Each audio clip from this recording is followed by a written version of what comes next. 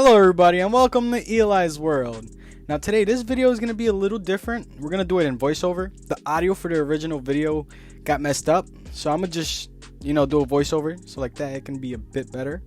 In this video I'm going to show you how to change a faulty ignition coil on a 2006 Saab 93 Aero.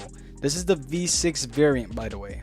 So the tools you are going to need, I don't know the size of the socket, but you're going to need a socket wrench and the socket, of course. However, on that video I couldn't get the size, which is unfortunate.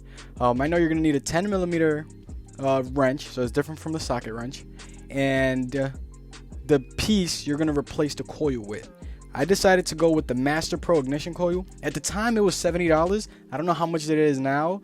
I can tell you one thing though. This is me editing the video a year later, so it's future me, and that coil has been pretty great.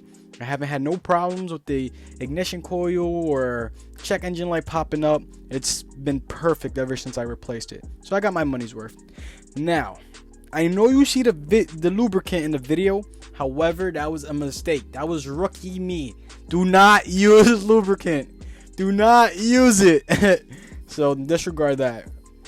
So without further ado, let's get to it. So step 1, we are going to remove the negative terminal on the battery because we are working with the piece that uses electricity. The ignition coil uses electricity.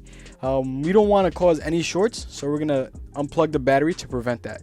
So go ahead and use your 10mm wrench and remove that negative bolt, loosen that negative terminal, and remove the battery. Now, once you got that done, step 2 is going to be removing the engine cover. So once you remove the battery terminal, we're good to go. Now don't mind that dirty acid battery left over.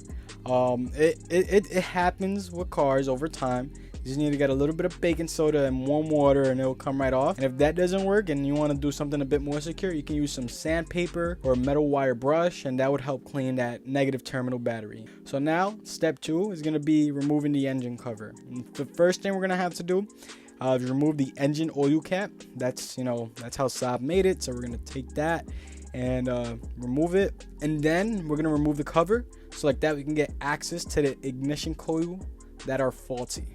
Once we get the lid off, if you want to know the order of the ignition coil, on the V6 Saab, numbers 1, 3, and 5 are located behind the engine, and numbers 2, 4, 6 are the ones that are visible. On my car, I had to change number 2, so ignition coil 2 was misfiring and was giving me like a shuddering noise. It felt like I was driving a race car, not a race car, like a monster truck. After you do that step, after we remove the lid, what we are going to do is take our breaker bar, that socket wrench. I used a breaker bar, you can use a socket wrench, and we're gonna unscrew the bolt that is connected to the ignition coil. Once we unscrew the bolt and it's loose where you can freely move it around with your hand, what you are going to do, you're going to lift up the ignition coil slightly, and you're gonna remove this, you're gonna loosen this latch that is a sensor that's connected to the ignition coil. I used a flathead screwdriver, however you don't have to kind of loosen it. It was that piece was a bit tough, so I used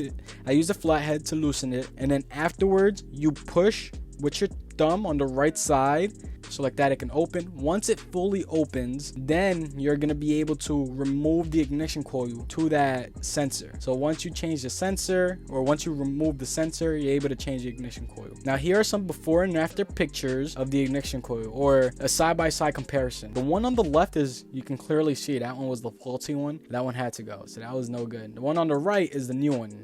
You see the difference? After you got the ignition coil out, we're then gonna put the new ignition coil in. After we do that, you're gonna put the sensor, we're gonna connect the sensor to the ignition coil. After it's connected, the way you would connect it, you would just press it down on that part that's open, and it's gonna automatically click in. So once we got the ignition coil put in and the sensor on, I would recommend putting back the battery and turning on the car to see if you get any check engine lights. So don't tighten anything yet, because if you do have that, let's say if that ignition coil doesn't work or it's faulty, then you may have to replace it. So I would recommend putting on the sensor and see if everything's good in the car. So that fixed my problem. Afterwards, we're going to put the engine cover back on and start the car to see whether or not you got the check engine light, and you're good to go. Now, thank you for watching the video. I hope you enjoyed it. Please subscribe, smash that like button, and peace. See you on the next one.